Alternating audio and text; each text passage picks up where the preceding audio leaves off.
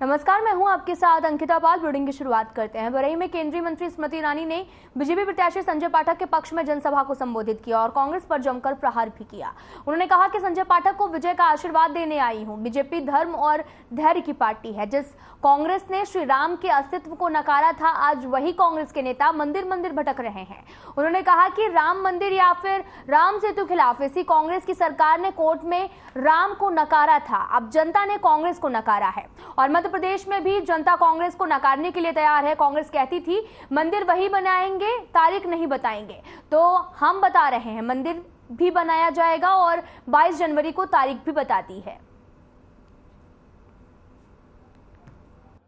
इस संकल्प के साथ कांग्रेस पार्टी और गांधी खानदान का यह मानना है, गरीब को गरीब रखोगे तो हमको वोट मिलेगा।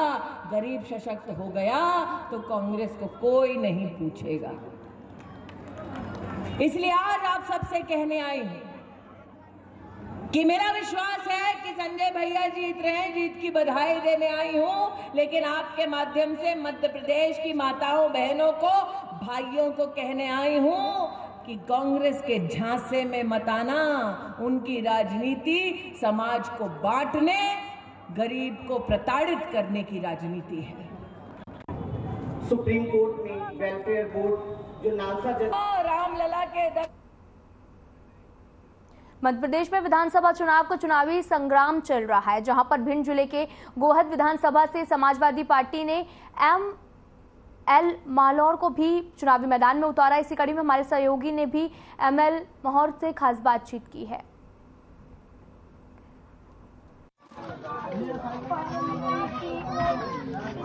2023 के चुनावी संग्राम में भिंड जिले के गोहद विधानसभा से समाजवादी पार्टी के प्रत्याशी ML माहौर के बीच में हम हैं और जानेंगे ये इस चुनावी समर में किस मुद्दों के साथ जनता के बीच में जा रहे हैं।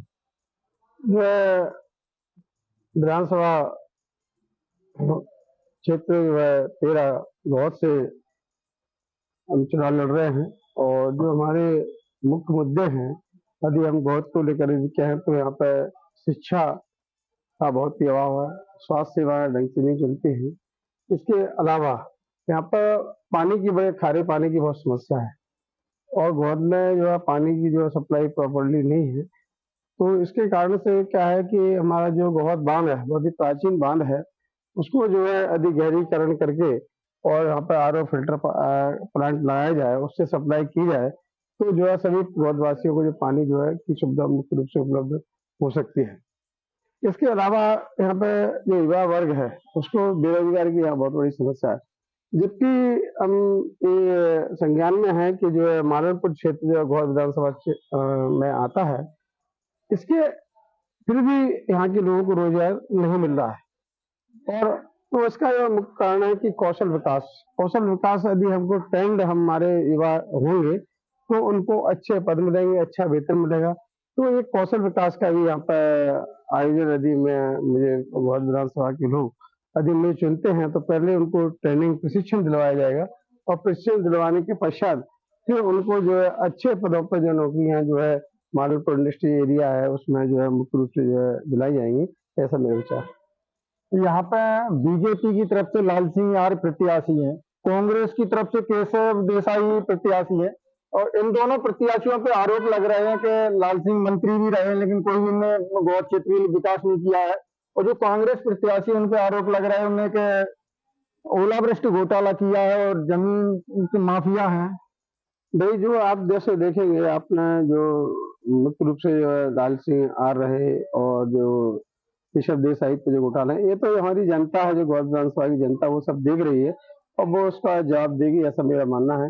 वो भी राजा बनाना जनता के हाथ में होता है। कोई आज के जमाने में आदमी वोट से राजा बनता है, ना कि किसी पेट से राजा बनता है। तो ये तो गोहद विधानसभा क्षेत्र की जो जनता है वो इसका निर्णय करेगी। तो उनको कैसा व्यक्ति चाहिए, ईमानदार चाहिए, सरल चाहिए, अब काम करने वाला चाहिए। यदि काम कराना तो मुझे विश्वास से निश्चित ही मुझे चुना जाएगा। तो अभी सभी कार्यकाल लोगों ने देखा है कि किसका कार्यकाल किस प्रकार का रहा है। अच्छा, आपके विधानसभा में के स्टेशन का पूरा गांव है जिसमें पानी में कुछ केमिकल ऐसे हैं जिससे वहाँ के लोग विकलांग होते हैं, तो उसके लिए आप क्या करेंगे?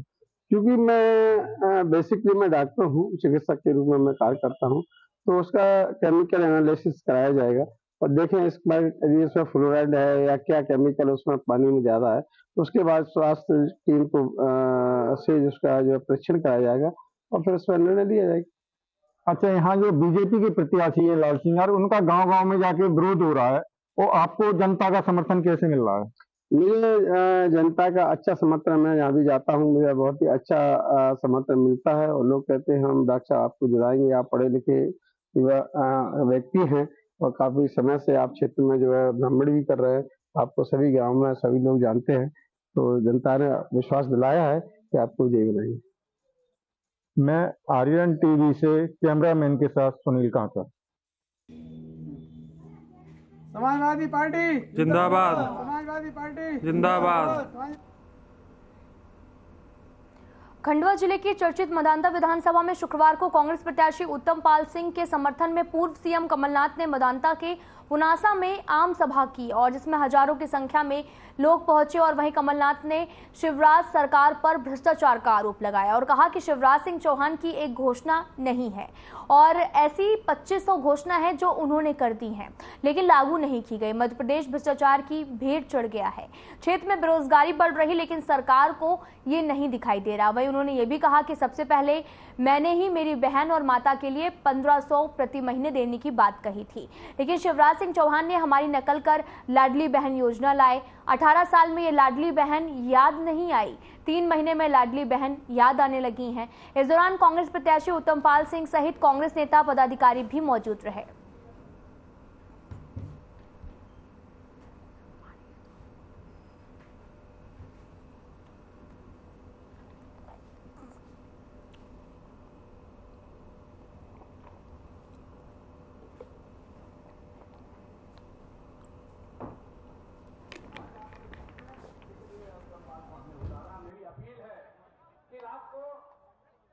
मोहना में एक कांग्रेस कार्यकर्ता के पास में विधायक पुत्र गया कि 1 लाख रुपए दे लो, तो उसने कहा 10 लाख रुपए दे दो, बदमाशी का काम चालू हो गया।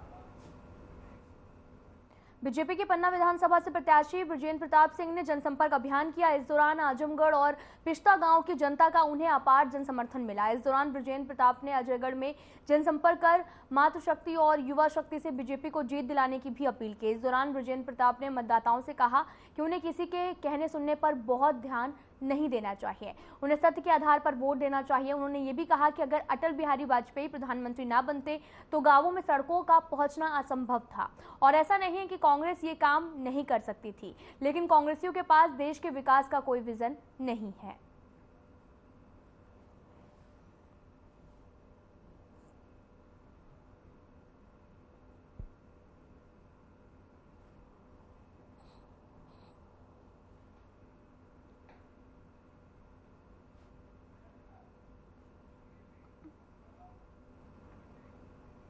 रतलाम आलोट जन शिक्षा केंद्र के अंतर्गत आने वाला बालक एकीकृत माध्यमिक विद्यालय अनियमितताओं का अड्डा बना हुआ है। विद्यालय में पढ़ने वाले शिक्षकों ने देश का भविष्य बच्चों को मजदूर बना दिया है। आपको बता दें कि पूरा मामला आलोट का है, जहां पर शिक्षक बच्चों के साथ में खिलवाड़ करते नजर आ रहे हैं, जहां पर बच्चों के हाथों में पेन और किताबें, वहीं बच्चों को थमा दिए गए कलर भरी बाल्टी और ब्रश। मामला पूरा आलोट नगर स्थित एकीकृत बालक विद्यालय का है, जहां पर पुताई करते हुए बच्चों का वीडियो वायरल होने पर उच्च अधिकारी आनंद फानन में घटना की जांच में जुटे हैं।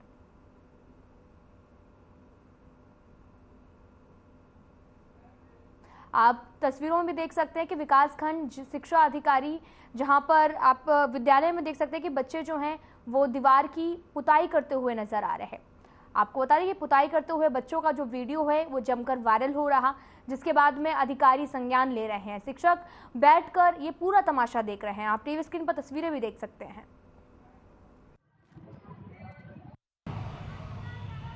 और मैंने भी देखा है उसमें कि बच्चों से पुताई का काम करवाया गया है, जो कि बहुत गलत है। मैं मामले की जांच करूंगा और उच्च अधिकारी को जो है अवगत करूंगा और जो है जिन शिक्षकों ने बच्चों से काम करवाया है या जिन्होंने शिक्षक ने बच्चों को कहा है, उनके खिलाफ कार्रवाई की। सीधी जिले के प्राथमिक पाठशाला भीतरी में उस वक्त हड़कंप मच गया जब अचानक बच्चे उल्टी करने लगे। आपको बता दें कि आनंद फानन में उन सभी बच्चों को इलाज के लिए सामुदायिक स्वास्थ्य केंद्र रामपुर नैकिन में भर्ती कराया गया। आपको बता दें कि जहां उन बच्चों का इलाज गंभीर हालत में चल रहा है और साथ ही आपको बता दें कि बच्चे स्कूल में थे तभी उन्होंने कुछ जहरीले पदार्थ का सेवन कर लिया था, जिसकी वजह से बच्चों की तबीयत अचानक से खराब होने लगी। जानकारी का पता लगते ही पास की आंगनबाड़ी की कार्यकर्ता और सहायिका ने उन सभी बच्चों को इलाज के लिए सामुदायिक स्वास्थ्य केंद्र रामपुर नैकिन में भर्ती करा दिया, जहां पर बच्चों का इलाज हो रहा है।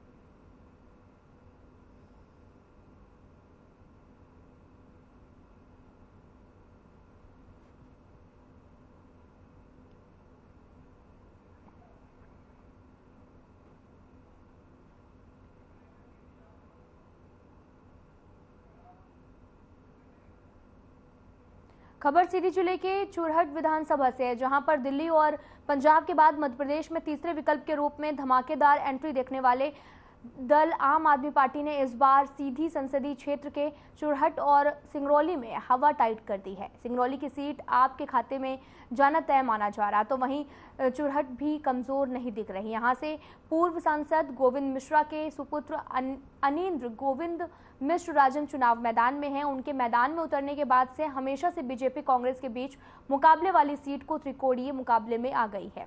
गुरुवार को फिर एक बार आप प्रत्याशी अनिंद्र मिश्र राजन के समर्थन में पार्टी कार्यकर्ताओं और मतदाताओं ने करीब 35 किलोमीटर का भारी जनसंख्या के साथ में रोड शो कार्यक्रम किया और इस रोड शो का कार्यक्रम चुरहट विधानसभा के रामपुर नैकिन से शुरू हुआ, जो चुरहट होते हुए पटपरा पहुंचा, जहां पर कार्यकर्ताओं ने गर्मजोशी के साथ में स्वागत किया।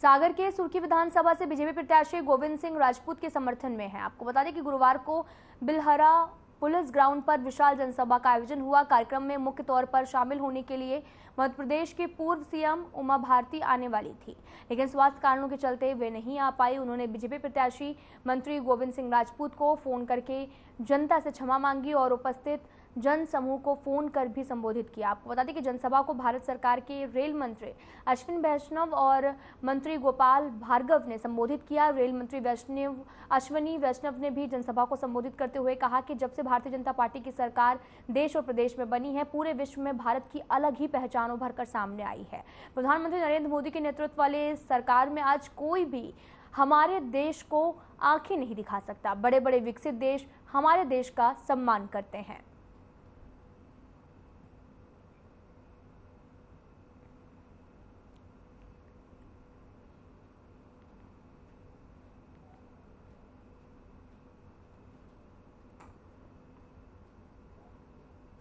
जितना अवसर मुझे मिला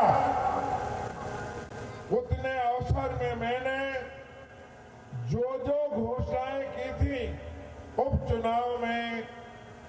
उपचुनाव के बाद सारी घोषणाएं पूरी करवा दी। एक घोषणा बाकी नहीं रही। राहतगढ़ से लेके जयसिंहनगर से लेके सुर्खी से लेके बिलहरा से लेके शियोरा से लेके पांचों मंडल में हजारों करोड़ के काम चल रहे हैं। ये काम आपके आशीर्वाद से पूरा किया।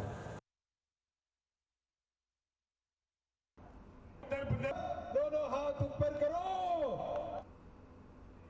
मध्य प्रदेश विधानसभा चुनाव में इस बार बीजेपी और कांग्रेस के बीच में कड़ा मुकाबला नजर आ रहा है। प्रत्याशियों ने जनता को अपने पक्ष में मतदान करने के लिए सभाएं और जनसंपर्क को तेज कर दिया और इस बार मधु गहलोत बीजेपी से प्रत्याशी हैं। आपको बता दें कि मधु गहलोत के समर्थन में रोड शो करने आए हैं और बीजेपी के राष्ट्रीय महासचिव कैलाश विजयवर्गीय ने कानड़ नगर में रोड शो किया और वहीं आम जनता को संबोधित भी किया।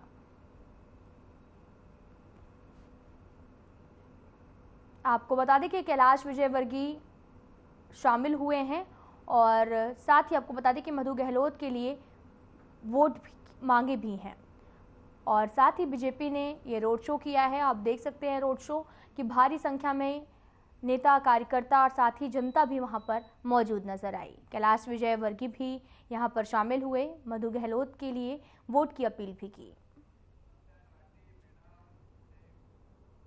भारतीय युवा कांग्रेस की तरफ से हाल ही में जारी हुई राष्ट्रीय प्रवक्ताओं की सूची में कटनी से सौम्या सुनील राधिलिया के चयन के उपरांत उन्होंने होटल राज पैलेस में पत्रकार वार्ता की और दिवाली मिलन समारोह का आयोजन किया।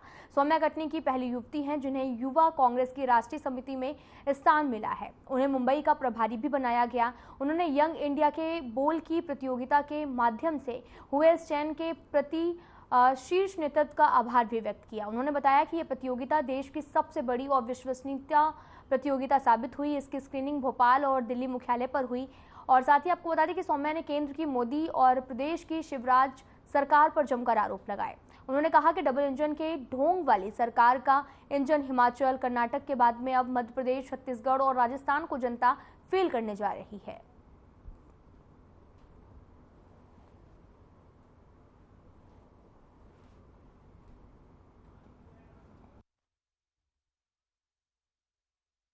इतनी मेहनत और लगन से आज आप लोग कार्य कर रहे हैं और सबसे बड़ी बात यह है कि किन्नर समाज तो सनातनी पैदा ही होता है और हमारे आज जो बीजेपी गवर्नमेंट है तो बहुत कुछ बदलाव आया है।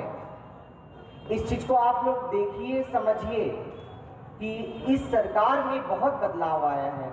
जैसे कि प्रधानमंत्री जी माननीय हमारे मोदी, नरेंद्र मोदी जी, इन्होंने वो काम किया है गरीबों के लिए कि गरीबों के लिए इन्होंने सड़कें बनवाई, टॉयलेट बनवाए। आप लोग ये बात समझिए कि जो सड़कें बनती हैं कोई ये नहीं है कि उसमें केवल बीजेपी के ही आदमी चलते हैं। हर इंसान के लिए सड़क बनवाई। क्या कभी किसी से कुछ मांगा कि आप बीजेपी को वोट करिए? टॉयलेट बनवाया गरीबों के लिए, कभी किसी से कुछ मांगा? नहीं। तो आज हमारा समाज भी इसलिए दिल से बीजेपी के साथ है क्योंकि हमारे समाज बहुत नीचा समाज, बहुत नीचे स्तर से देखा जाता था। जब राम लल्ला विराजमान होंगे, भव्य राम मंदिर में प्राण प्रतिष्ठा होगी, वो हमारे कुछ वर्षों का संघर्ष नहीं, 500 साल का इंतजार है। हमारे पुरखे मिट गए लेकिन ना हमारा धर्म मिटा, ना हमारा धैर्य मिटा। उनके अस्तित्व को गांधी खानदान नकार रहा था। उस राम की लीला देखो, आज उसी खानदान के बच्चे मंदिर मंदिर भटक रहे हैं भक्तों का वोट मांगने के लिए। जिसने ना संस्कार छोड़ा, ना धैर्य छोड़ा, वो कांग्रेसी जो हमको ताना कसते थे कि मंदिर वहीं बनाएंगे, तारीख नहीं बताएंगे, आज विजयनाथ की पुण्य भूमि से उनसे कहने आई हूं, कान खोलकर सुन लो, मंदिर वहीं बना रहे हैं और अब तारीख भी बता रहे हैं। अगर कोरोना कांग्रेस के कार्यकाल में आई होती तो क्या गरीब तक 2.5 साल मुफ्त का अनाज पहुंचता? सच बताइए, पहुंचता? और अब मोदी कहते हैं कि आगामी 5 साल तक 80 करोड़ गरीबों को, देश के एक एक गरीब को मुफ्त का राशन मिलेगा। तो कांग्रेस के नेता धमकाने लगे कि हम इलेक्शन कमीशन में जाएंगे, मोदी के खिलाफ रपट लिखाएंगे। मैं कांग्रेस के नेतृत्व से कहती हूं आज, अरे दम है तो जाकर मोदी पर आक्रमण, वो शेर की औलाद है। बहुचर्चित कांग्रेस नेत्री निशा बागरे, जो कि हाल ही में डिप्टी कलेक्टर के पद से इस्तीफा देकर कांग्रेस के लिए प्रचार प्रसार में जुट गई हैं। कांग्रेस नेत्री निशा बागरे कांग्रेस के समर्थन में भिंड पहुंची, जहां उन्होंने पत्रकारों से चर्चा करते हुए बीजेपी सरकार पर निशाना साधा और साथ ही कहा कि बीजेपी सरकार के षड्यंत्र से उनका इस्तीफा देरी से मंजूर किया गया ताकि समय पर नामांकन दाखिल ना हो सके और एक और नौकरी भी चली जाए। और निशा बागरे ने यह भी कहा कि बाबा साहब कहते थे कि संविधान कितना भी अच्छा क्यों ना हो, जब तक उसे लागू करने वाले अच्छे ना हो तो संविधान बुरा ही साबित होता है।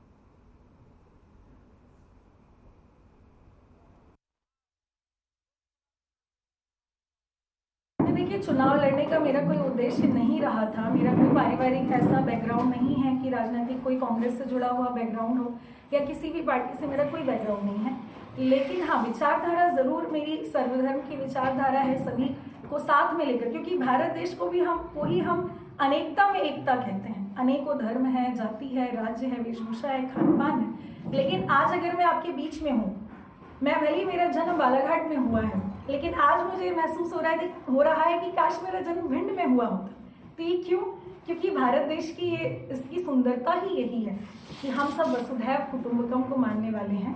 तो कभी भी मेरा ये विचार नहीं रहा कि मैं चुनाव लड़ूं, लेकिन जिस तरह की परिस्थितियां बनाई गई, सर्वधर्म प्रार्थना मेरे घर के अंदर में होनी थी, उसमें जाने से रोका।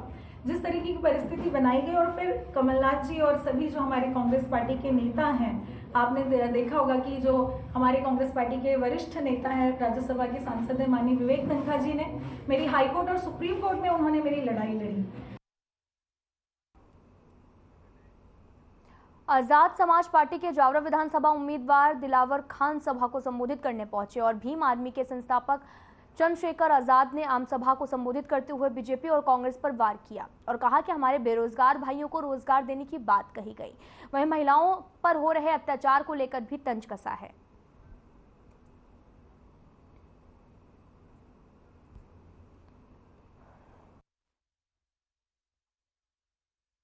सदियों से हमारे लोग आजाद भारत में भी सताए जाते रहे और उससे पहले भी। अब हम वोट के जरिए ताकत बनाएंगे, समस्या खुद करेंगे। कौन समय? ये प्रत्याशी चुनाव से पहले घोषित कर दिया था, आपने पीछे चढ़ाइए।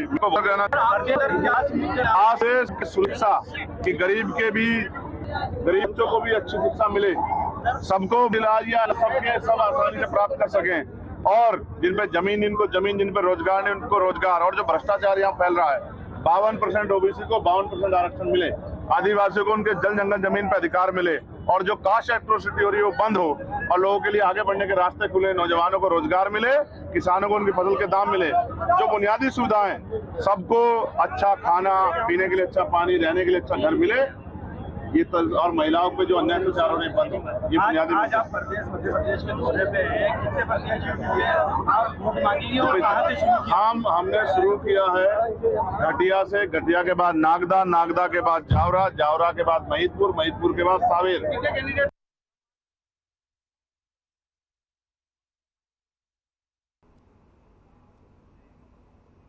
आरटीओ निशा चौहान के नेतृत्व में परिवहन विभाग के जांच दल द्वारा नर्मदापुरम जिले की इटरसी तहसील के सभी मार्गों के साथ बस स्टैंड तक और साथ ही मुंबई मार्ग पर आरटीओ अधिकारी स्वयं टीम के साथ में जांच करने पहुंचे, जिसमें बसों की तलाशी अभियान के साथ में निजी और लोडिंग वाहनों के समस्त दस्तावेजों के साथ अवैध पदार्थ, अवैध नकदी, ब्लैक फिल्म और हूटर की जांच की गई। आपको बता दें कि जिसमें जांच के दौरान एक हूटर वाली कार, एक बिना फिटनेस वाहन और साथ ही 2 बिना बीमा और अन्य वाहनों पर चालान कार्रवाई करते हुए 85 वाहनों की जांच में 19 वाहनों से कुल चालान जो है वो 28,000 का प्राप्त किया गया है।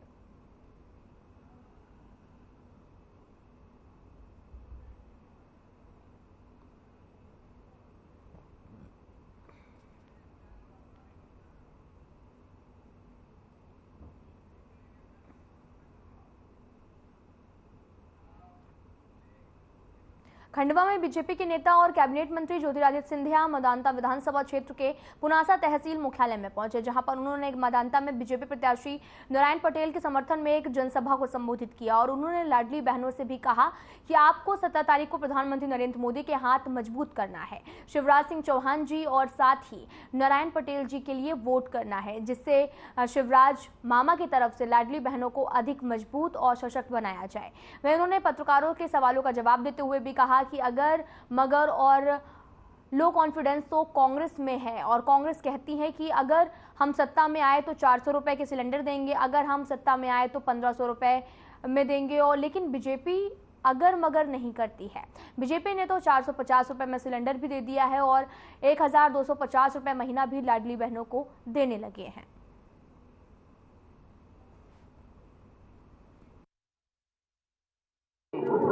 थोड़ा सैर करें और फिर मध्य प्रदेश से अपना प्रस्थान करें। मध्य प्रदेश की रक्षा, मध्य प्रदेश की विकास और मध्य प्रदेश की प्रगति भारतीय जनता पार्टी ने सुनिश्चित की है, आगे भी करेंगे। प्रॉब्लम क्या है कि आप किसी और की सभा में जाके किसी और को प्रश्न कर रहे हो। कौन कह रहा है अगर सरकार में आएंगे? कांग्रेस पार्टी कह रही है अगर सरकार में आएंगे तो 1500 देंगे, अगर सरकार में आएंगे तो 500 रुपए पर सिलेंडर देंगे, अगर सरकार में आएंगे। भारतीय जनता पार्टी नहीं कह रही।